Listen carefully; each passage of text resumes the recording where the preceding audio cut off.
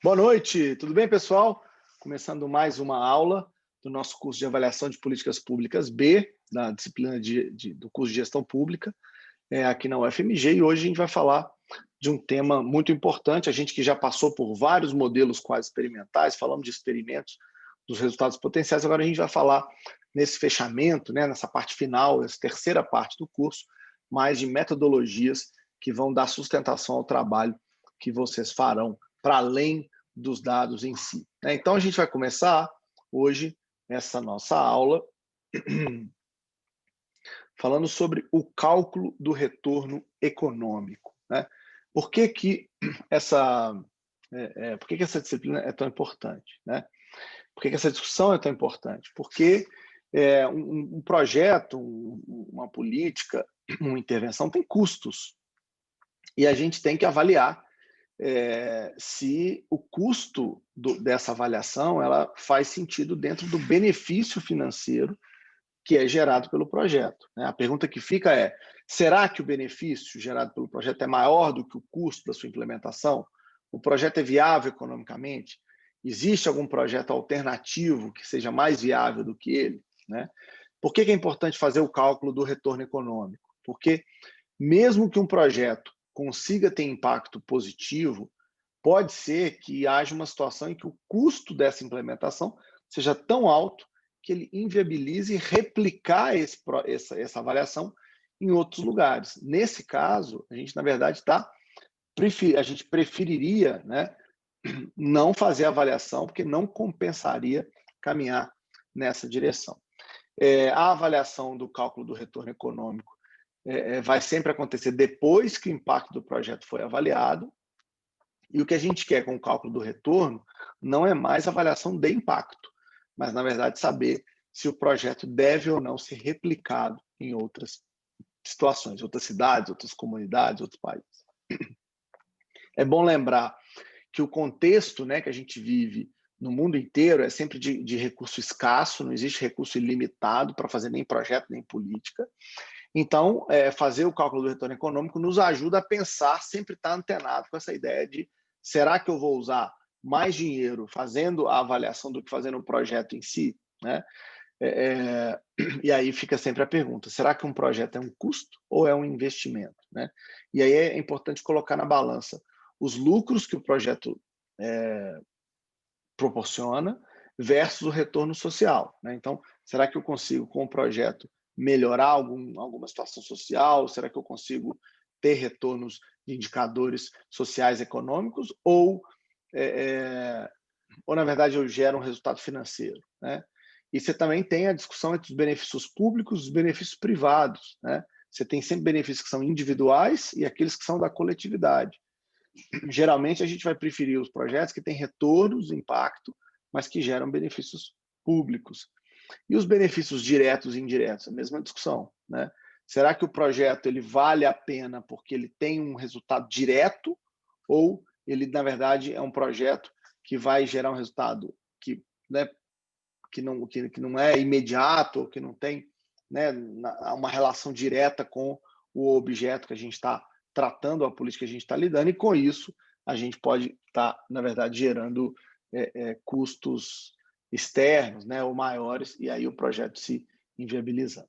Então, esse é o contexto que a gente vai discutir hoje. Vamos passar uma aula hoje que tem muito conteúdo, então é importante a gente ir direto ao ponto. Então, primeiro vamos falar dos benefícios do projeto social, pensando nos valores monetários. O benefício que o projeto ou a política tem é o que a gente vai chamar na literatura de valor monetário do seu impacto. A avaliação de impacto, portanto, ela antecede a avaliação do retorno econômico e só é realizada quando a avaliação do impacto mostra que o projeto gerou resultado. Então, ninguém vai fazer a avaliação de resultado econômico de nenhum projeto se ele não teve avaliação de impacto positivo estatisticamente comprovado. O que a gente vai fazer quando a gente mostra um resultado de impacto positivo é transformar o valor do impacto em valor monetário, porque o que a gente quer, no final das contas, é conseguir comparar diferentes alternativas, sempre imaginando que o recurso é a nossa medida mais universal, né, e mais facilmente compreendida pelos gestores. Como é que faz? Né? Como é que a gente faz para calcular o impacto estimado não na variável dependente, mas pensando nos benefícios produzidos? Quando a gente está falando de projeto de geração de renda, é fácil fazer isso. A variável dependente já é a variável de interesse. Nos outros casos, a gente vai ter que transformar a nossa variável dependente em alguma variável financeira. Então, a gente vai ter que fazer a mesma lógica que a gente discutiu até aqui, que é construir hipóteses que vão associar os impactos do programa ao gasto, aos recursos necessários para gerar esse impacto, e aí nós vamos ter que responder duas perguntas. Quanto a mudança causada no indicador que nos interessa, essa mudança causada pelo programa, na verdade, economiza para a sociedade. Segundo, quanto aumenta o bem-estar, essa intervenção, né, dado que a gente vive numa determinada circunstância, dado que a gente tem um determinado número de beneficiários integrantes desse projeto. A gente vai sempre se perguntar isso, vai ser sempre necessário construir hipóteses dessa natureza, porque a gente quer responder. São essas duas perguntas com a discussão que a gente está fazendo aqui. Vamos a 3 exemplos. Primeiro, o programa para o aumento da escolaridade. O indicador de impacto é a taxa de jovens com ensino superior completo. É isso que eu quero modificar. Né? Na literatura, disse que escolaridade mais alta tende a proporcionar salários maiores e menor a probabilidade de acessar programas sociais, menor a probabilidade de encarceramento, entre outros efeitos. Ou seja, aumentar a taxa de jovem com ensino superior é bom para a sociedade. Tá? Agora, como é que eu traduzo esse impacto em benefício? Aí a gente tem que pensar. Tá aqui o exemplo. Os ganhos salariais, devido ao aumento dos salários dos jovens que estudaram mais, nos dá uma mensuração direta dessa transformação do impacto em si em benefício. Outra maneira, a média do custo em prover programas que seriam acessados caso o jovem não tivesse aumentado sua escolaridade, é uma outra maneira de pensar o impacto em benefício. A probabilidade de os jovens tratados serem presos e os custos dessas prisões que teriam acontecido se a escolaridade não tivesse sido aumentada é um outro benefício que advém, né, que é consequência desse impacto, pensando num programa para o aumento da escolaridade de jovens. Exemplo 2, programa para prevenir a incidência de diabetes. Qual que é o indicador de impacto? É a taxa de incidência de diabetes na população. O que a literatura diz? Que a diminuição dos gastos com o sistema de saúde para tratamento das doenças derivadas dela acontece quando a gente faz prevenção.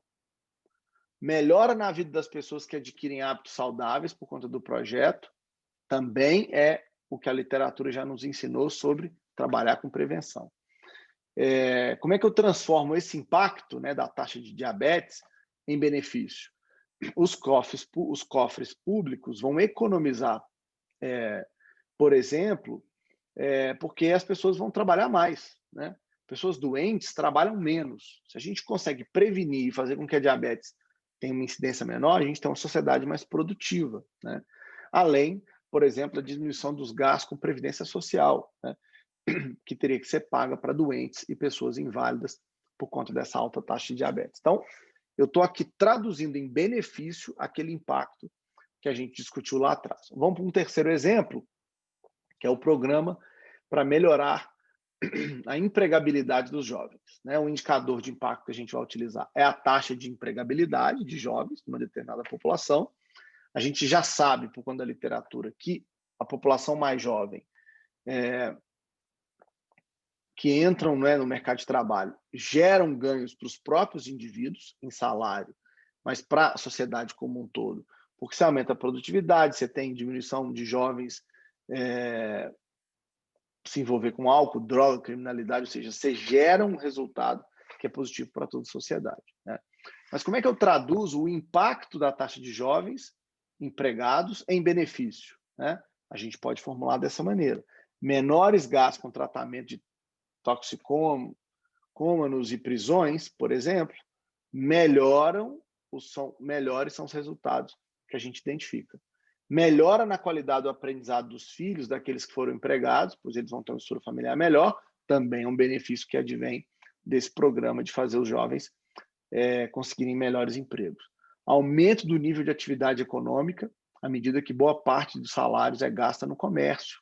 Então, esse é um outro benefício que a gente gera, que é indireto até, né, quando eu melhoro a empregabilidade dos jovens. Então, o grande trabalho de vocês, quando vocês forem fazer cálculo de retorno econômico, é conseguir traduzir aquele impacto que vocês observaram em benefícios reais para a sociedade. A pergunta que fica, então, é possível determinar, fazer uma conta, né, do benefício do projeto social em valor monetário, né? Sim ou não? A gente vai responder isso sempre lembrando que, para fazer essa análise, há vários pressupostos que precisam ser observados, né? O mais importante deles é imaginar que tudo, de certa medida, pode ser medido, mensurado em valor monetário. Algumas pessoas vão concordar com isso, outras não. O que a gente vai fazer aqui é demonstrar matematicamente, com algumas fórmulas que eu vou ensinar para vocês, a maneira mais pragmática de fazer essa contabilidade. Tá? Outra questão que vocês vão ter que considerar quando forem fazer a estimativa do benefício do projeto é que o impacto que a gente está medindo, em geral, ele perdura mais do que um período de tempo, né? Então, será que a gente está medindo esse valor monetário apenas num período pequeno de tempo ou a gente já está estimando o que vai ser o benefício monetário no longo prazo, né?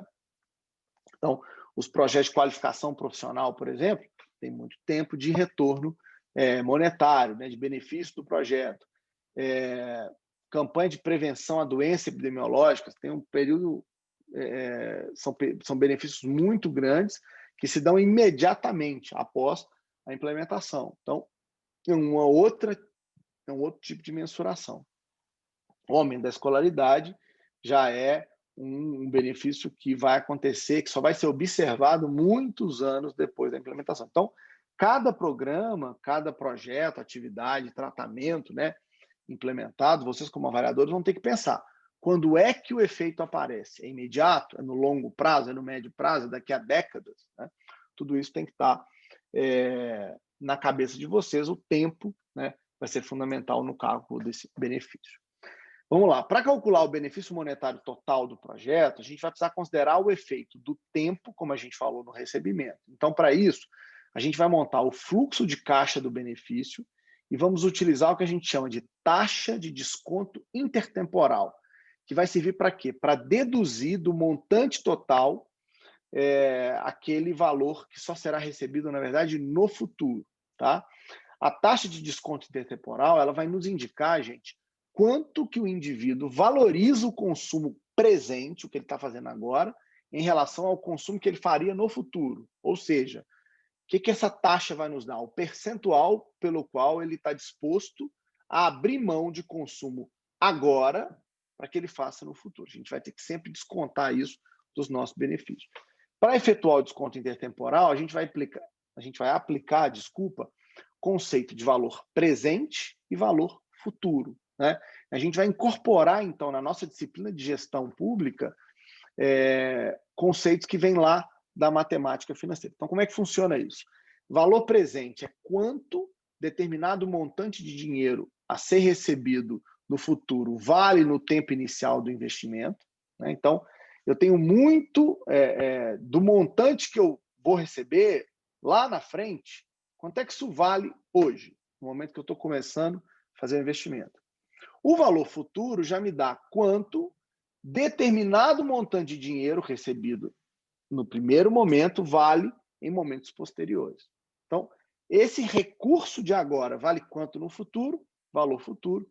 Esse valor que eu tenho para receber no futuro, quanto vale agora no investimento inicial, é o valor presente. A fórmula que a gente vai, então, trabalhar e que vai relacionar esses conceitos é o valor presente, nada mais é do que uma divisão entre o valor futuro de um determinado benefício, vamos chamar assim, descontando quanto maior for o período de tempo que eu demorar para receber o meu benefício. E por isso que I é a taxa de desconto intertemporal, é quanto que eu vou imaginar o que vem no futuro, e N é o número de tempos, anos, meses, como quiser, se vocês estiverem medindo aí esse cálculo, né, de valor futuro e valor presente. Tá? Então, a gente vai trabalhar com essa noção e a gente vai aplicar isso na nossa lógica de projeto. Então, para obter o benefício total do projeto, a gente vai fazer o quê? A gente vai considerar o desconto intertemporal que as pessoas vão fazer na soma dos benefícios ao longo do tempo. Então, essa aqui é a fórmula que a gente vai trabalhar para começar a calcular o benefício do projeto imaginando o valor monetário. O que é VPTB? É o valor presente do benefício total, no tempo zero. O valor presente do benefício total é uma soma do valor do benefício no tempo inicial, ou seja, quanto aquele benefício valia lá no começo do projeto, e uma soma de todos os valores de benefício recebido no futuro em cada período T, né, ou nos N períodos T, ou seja, em quantos forem os T's que eu estiver trabalhando. Então, o valor total, né, o valor que está dado agora do benefício total de um projeto, ele vai somar, ele vai compor o benefício no tempo inicial mais o que eu espero que seja o valor do benefício recebido a cada um, né, na soma ou na média, ao longo do tempo, desse valor esperado de receber no futuro. Tá? Então, essa é uma conta importante de ser feita, mas para fazê-la, a gente vai ter que incorporar algumas ideias. Por exemplo, a gente vai ter que discutir o custo do projeto. Né? O custo do projeto ele é uma mistura de custo contábil e custo de oportunidade. O que é o custo contábil? É quanto que eu vou gastar para implementar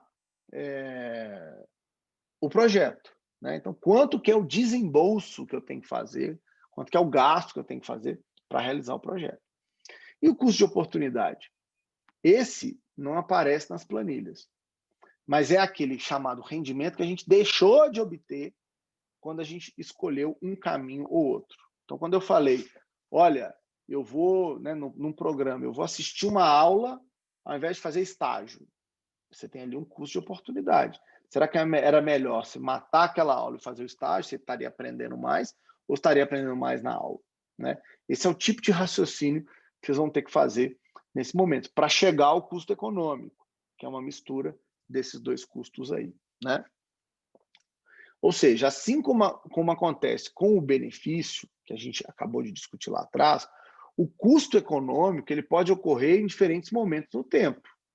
Então, na verdade, esse custo econômico pode se dar agora, no momento inicial do projeto, ou ele pode se dar ao longo, ou depois que o projeto foi executado. É por isso que o valor presente do custo total é uma soma do valor do custo no tempo inicial, se ocorrer de um benefício sem imediata implementação, mais a média do valor do custo recebido nos N períodos T que vão se dar lá na frente. Então, veja bem, eu tenho uma fórmula que me dá o valor presente do custo total agora, e eu tenho uma fórmula que eu mostrei antes que me dá o valor presente do benefício total. Agora eu tenho benefício e tenho custo.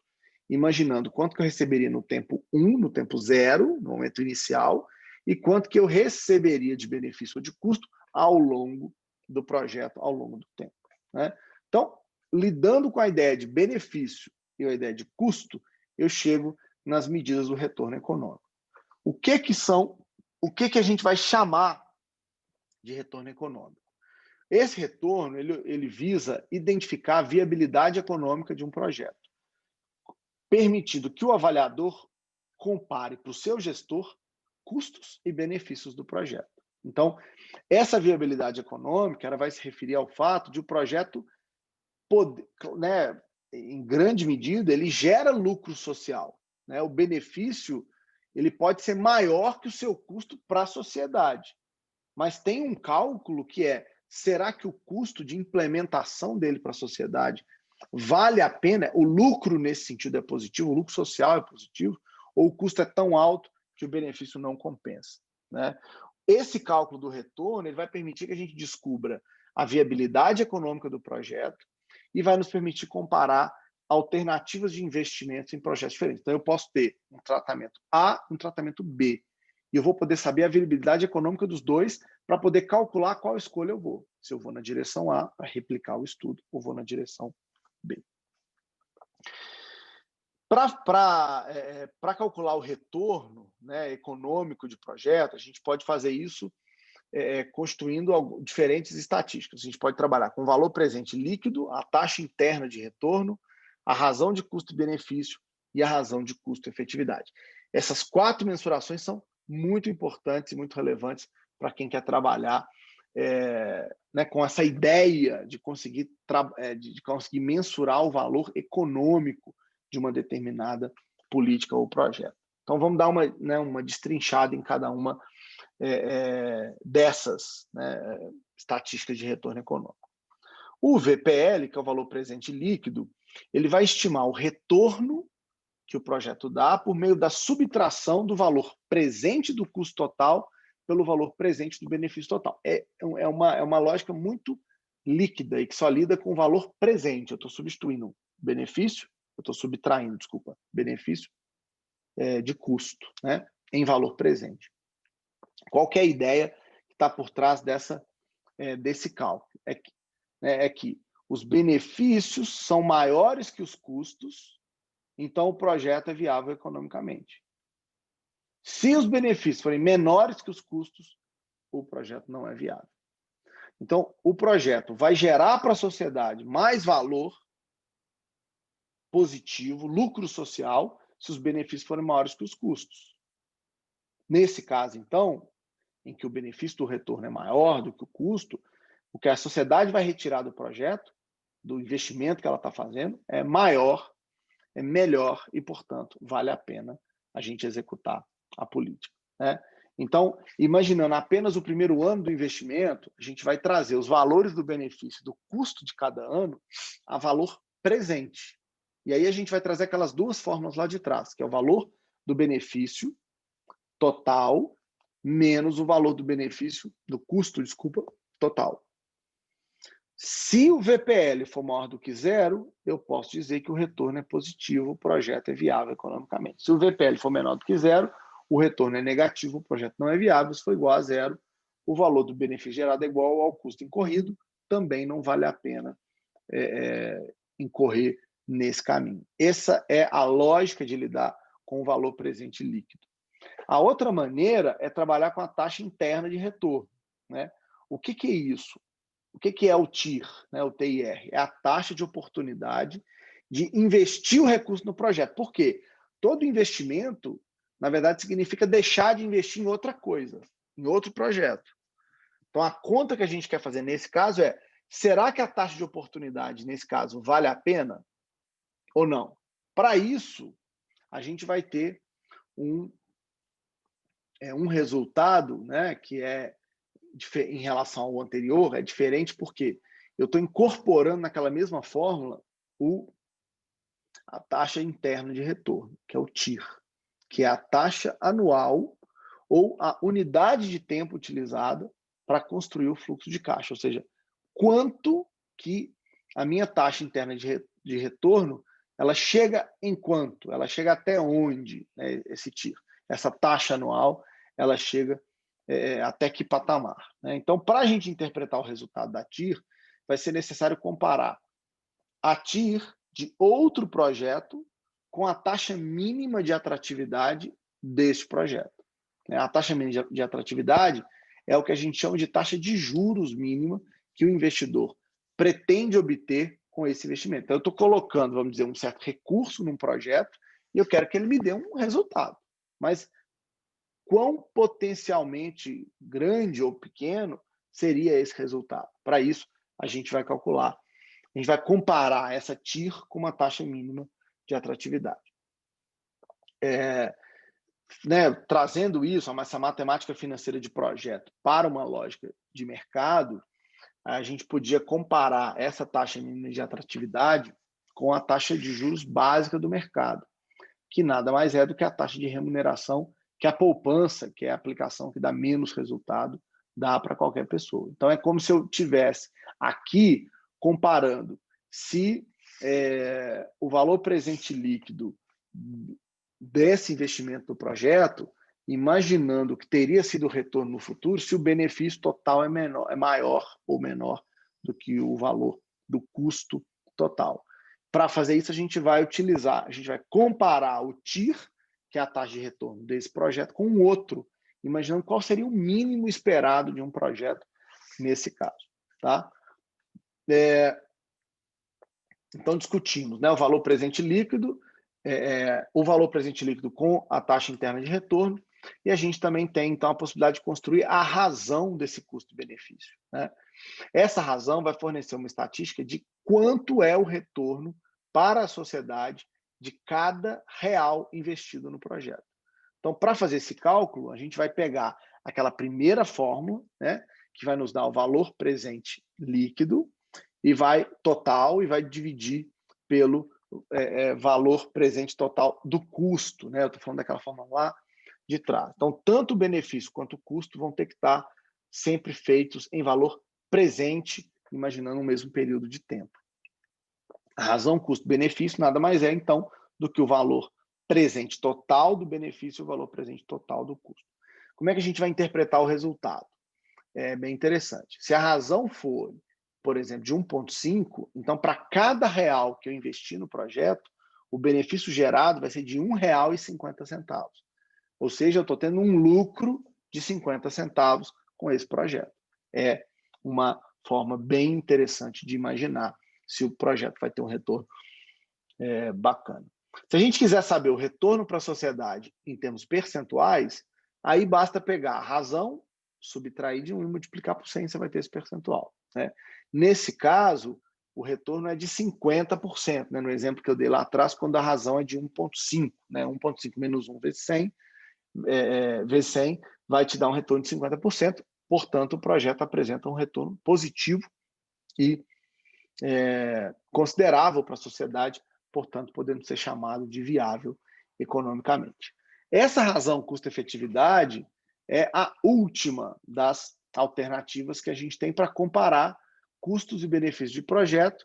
E aí é interessante porque, ao invés de estar lidando com o componente monetário, no custo-efetividade, eu vou estar comparando o custo dessa execução com o resultado efetivo de impacto produzido.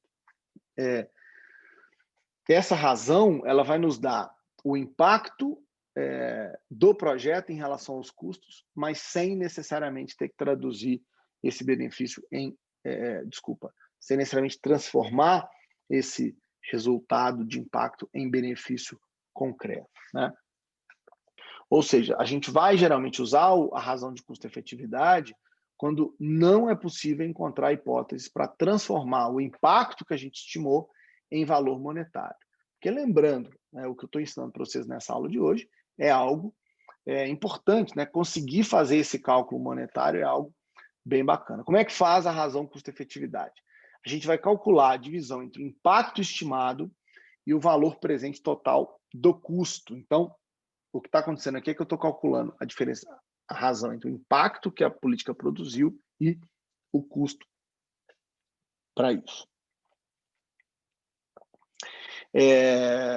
Então, por exemplo, né, no caso do projeto A Preservação das Baleias, que é um possível projeto social que podia estar sendo implementado, a razão custo-efetividade vai fornecer quantas baleias foram salvas para cada real gasto. Então, por exemplo, se a razão custo-efetividade é de 0,00003, significa que a cada real investido, a gente salva 0,00003 baleias.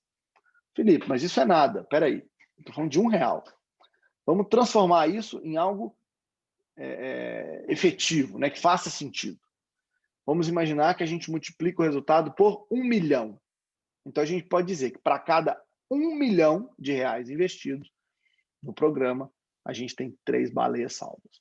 E aí a gente começa a ter uma dimensão bem mais efetiva de como é que o custo lida com a efetividade de cada política. Tá?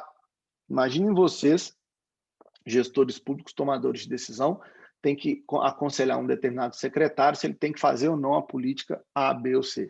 Se vocês têm em mãos uma medida como essa de custo-efetividade, vocês com certeza direcionarão a decisão do seu gestor, né? Vocês como avaliadores direcionarão as decisões dos gestores no sentido de dizer quanto que se gasta e quanto que se tem de retorno em cada um dos projetos com os quais vocês estão lidando, tá? Perguntas, dúvidas e questionamentos, vocês podem fazer sempre que quiserem, né? Essa aula está sendo gravada, a gente vai discutir os efeitos, né, práticos dessa aula de hoje na próxima aula, na aula da semana que vem. Então,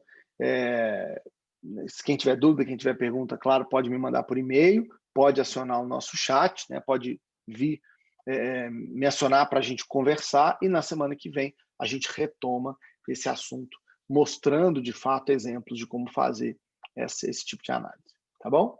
Obrigado para todo mundo e a gente volta na próxima semana.